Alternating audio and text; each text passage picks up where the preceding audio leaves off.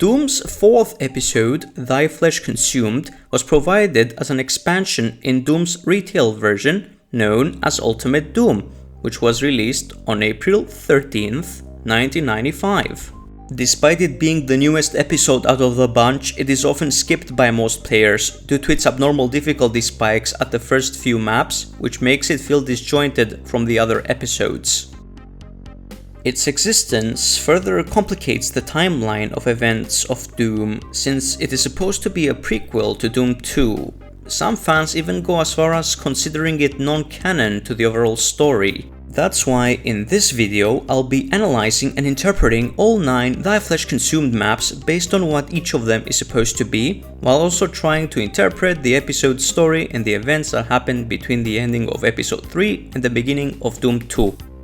Please remember that these are just my interpretations and theories, which have nothing to do with the original visions of the map makers. So, we know from episode 3 that after killing the spider mastermind, Doomguy uses a portal to teleport back to Earth. Upon his arrival, however, he realizes that Earth is under siege by the demons. Worst of all, he notices his pet bunny's decapitated head on a pike. Instead of trying to fight the hordes of hell on Earth right away, episode 4 suggests that Doomguy takes the same portal back to hell to avenge his pet, bringing the fight to hell itself and wreaking havoc amongst its bases of operation. Through this action, hell will soon learn to fear him. Map 1. Hell Beneath. By using the portal, he gets teleported to a previously unseen area of E3M8. The wall of both places being made of similar green material makes me believe that this map takes place outside of the Spider Mastermind arena. The name of the map itself makes me theorize that this map serves as a gateway towards an even deeper part of hell that Doomguy has not explored yet, guarded by a small outpost. A deeper layer, if you will. Inside the outpost, hell masks its troops behind the illusion of a wall. While Doomguy sees and even interacts with the wall as if it were a solid object, the demons can see him right through it, teleporting behind him to ambush him. Here is a torture chamber. The floor is made of the bones of its past victims. The tormentors here have been assigned with guarding the skull key, which activates the gate where the teleporter to the deeper hell exists. After a tough fight, Doomguy reaches the gate and uses the teleporter to traverse deeper into hell. Map 2. Perfect Hatred. Going beneath Hell Beneath, Doomguy finds himself inside a cave where the remnants of what used to be a wooden bridge hover on top of a lava lake.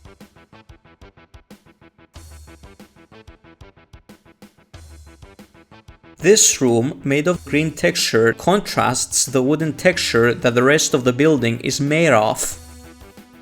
Perhaps this was once a part of a greater mining complex, where the miners dug too far for their own good, discovering fiery brimstone instead of gold. Oh shit! The mineshaft now lays deep within hell, transmogrified by its presence. The bridge where the minecarts used to roll is now barely recognizable, and the building that was once the main foundry is now used as a demonic cathedral. The demons attempt to stop Doomguy by digging their way through the building and even through the living tissue of Hell's flesh ground.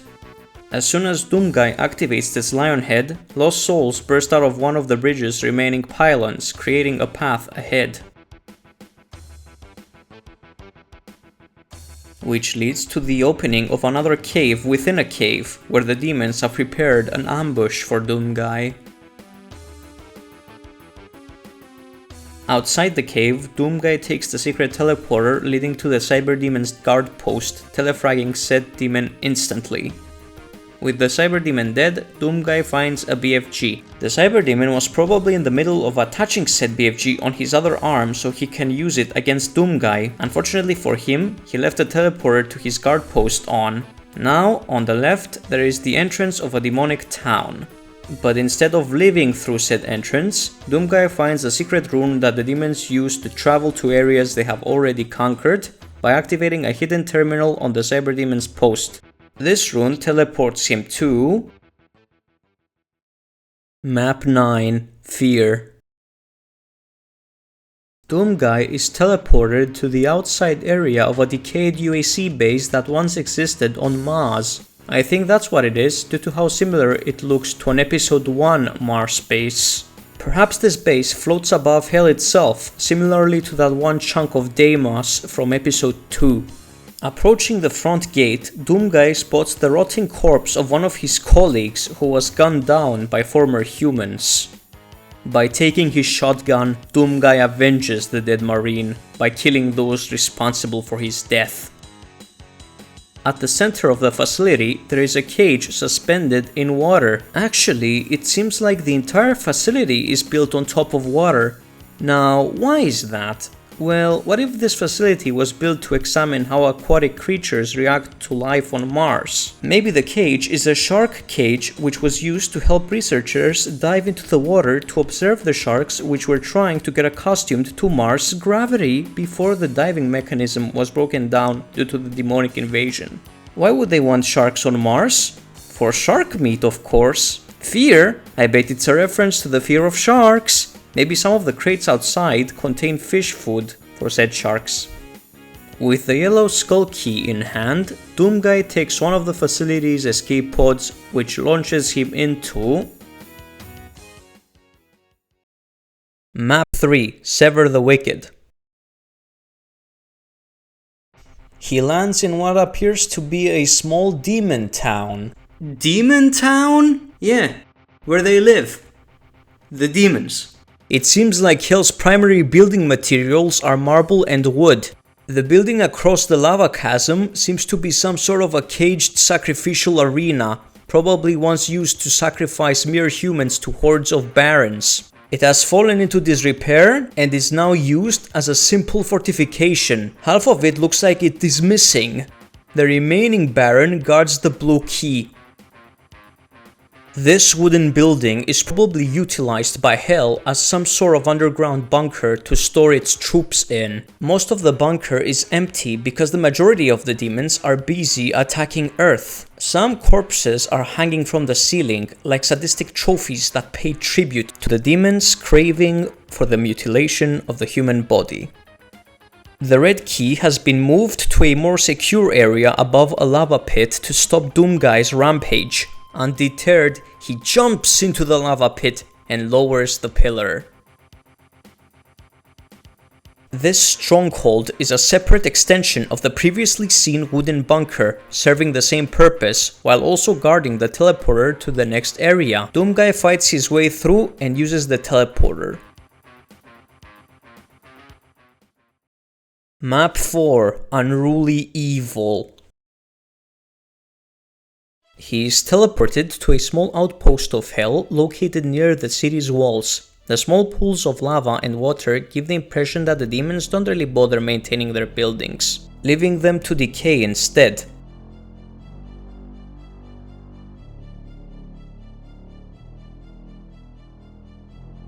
Inside, he finds an altar made of flesh where demons make sacrifices to the Red Skull. Taking the skull activates the altar's trap for intruders.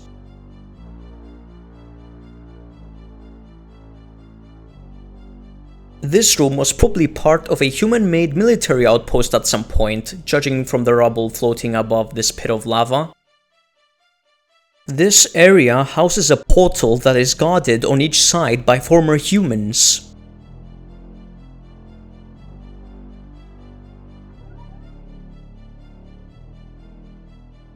After dispatching his opposition, Doomguy enters the portal. Map 5, They Will Repent. The portal leads him to the entrance of one of Hell's most unholy temples. Knowing the demons, they probably call it the Temple of Blood in their language or some shit. Its importance is highlighted by the blood lake next to it. This is probably where all the blood is dumped so Hell itself can feast upon it through these tree-like roots. It is also the main source of Hell's blood rivers, including the one running across this temple's marble floor.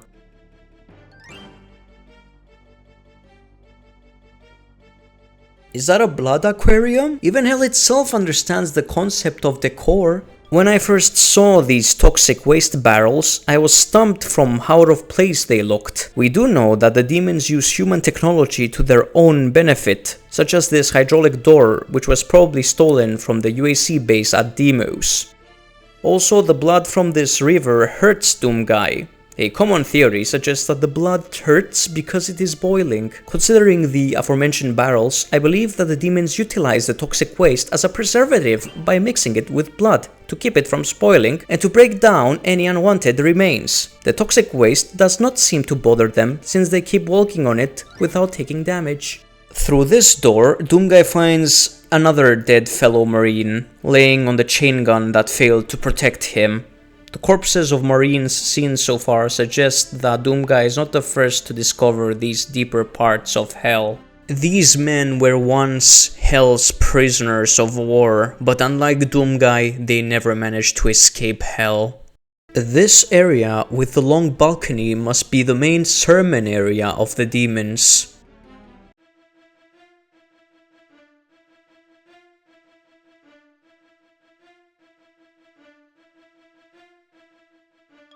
This could be the main dining area, as evidenced by the scattered blood splatters on the floor.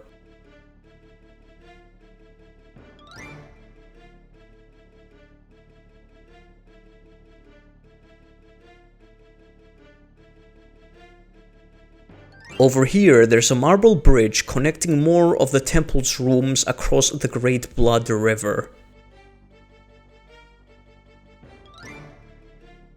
This room connects to the main drainage room, its function being similar to that of a water dam but for blood.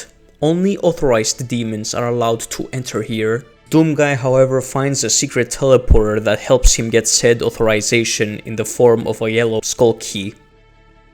Now, at the room's control panel, he drains all the blood from the bottom of the room, revealing a previously obstructed passage, which takes him to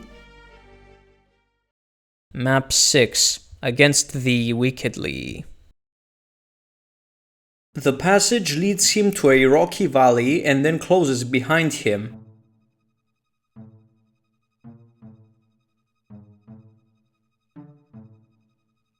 As you can see, another Marine has managed to reach this place before succumbing to his wounds.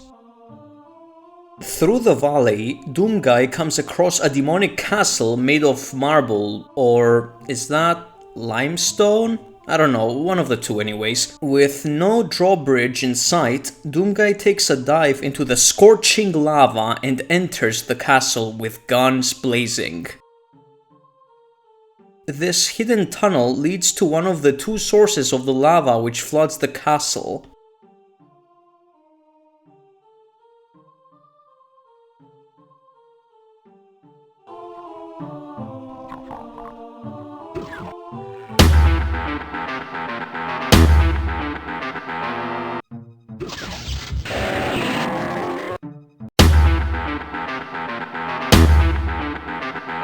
Through this marble door, the yellow skull key can be seen to the left, barricaded by portcullis. To the right, at the middle of the room, there is the main teleporter, which allows access to the different rooms of the castle. By entering said teleporter from the correct side, Doomguy gets access to the tower where the blue skull key resides. With it, he is able to obtain the yellow skull key. Through these archways, there is a balcony overlooking another lava source. These two buildings in the middle of the lava lake seem to be guard posts that protect the castle's secret switches which lower the balcony's balustrades. One of them opens a passage to the castle, while the other grants access to the castle's secret arms cache that contains a BFG. Judging by this chamber's prison bars, this must be the castle's dungeon where the red skull key is being kept. By picking up the red key, the bridges that connect the rooms of the castle rise from the lava. However, the demonic king of this castle becomes aware of Doomguy's presence. He smashes through the wall of his isolated throne room that previously obstructed him and poses as an obstacle between Doomguy and the exit. From this freeze frame, we can see that before his encounter with Doomguy, the king was enjoying a buffet comprised of many dead marines. By acting quickly, Doomguy steals the Demon King's secret stone? This gives him the strength he needs to defeat the gluttonous king. Upon the Demon King's defeat, the portcullis retracts. Doomguy enters the facility opposite the castle. Map 7, and hell followed. He steps inside a set of corridors made of wood. Compared to the rest of the rooms of this map, they look improvised and out of place.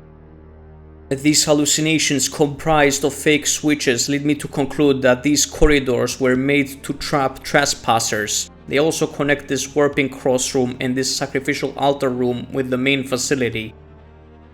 These other rooms, connected by said corridors, appear to be remnants of what this base used to look like before being taken over by Hell. My theory is that the previously mentioned rooms also used to look like this before their transmutation. Perhaps the corridors connecting the rooms are actually improvised wooden bridges. The demons placed the red skull key aside in the altar room due to Doomguy's presence interrupting their ritual. They even hid their altar by lowering it into the ground. By using said key, Doomguy enters another area that resembles the improvised wooden corridors. My theory is that this room was made to be used as a hideout for the last remaining cyber demon out of the three. Of course, his thirst for blood couldn't keep him hidden forever.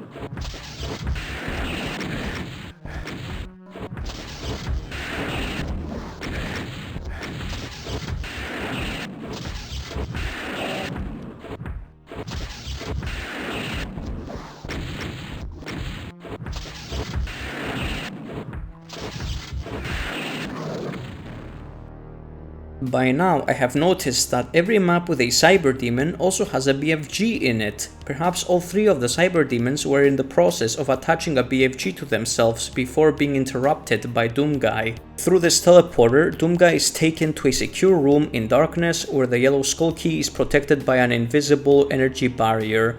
He unceremoniously plunges his hand through said barrier and takes the key.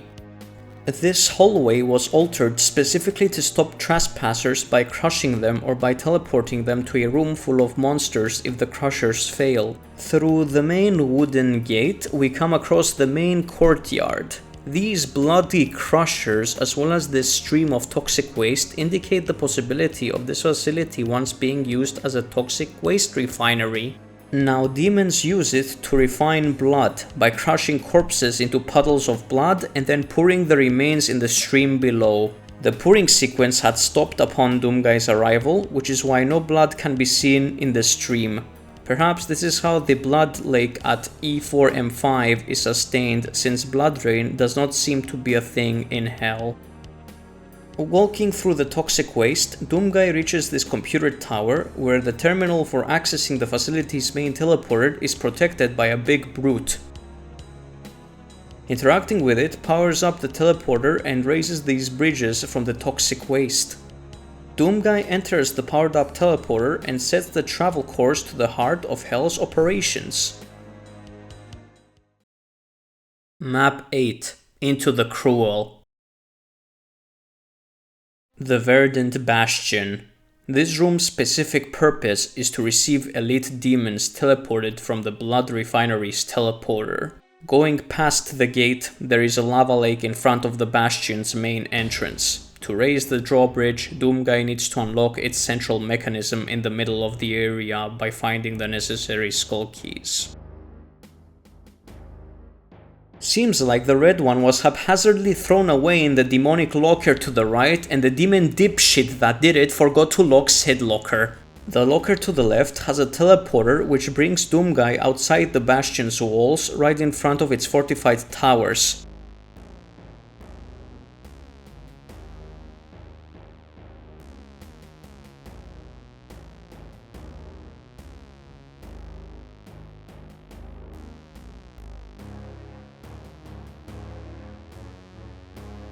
Next to them there is a water lake where different offerings have been placed on top of these tall marble pillars. Below the ground, the yellow skull key is guarded in the Bastion's wooden dungeon. Doomguy completes the sequence in the middle of the lava room and enters the Bastion's courtyard, where the sister of the previously gutted spider mastermind awaits, along with her remaining demon battalion. Doomguy, despite getting heavily wounded, manages to end the mastermind's evil existence. With her death, the portal that she used to teleport the hordes of Hell to Earth reveals itself to him. With his pet rabbits avenged and with Hell's operations ruined through the death of its 4 commanders, Doomguy falls into the portal to vanquish the remaining demons on Earth.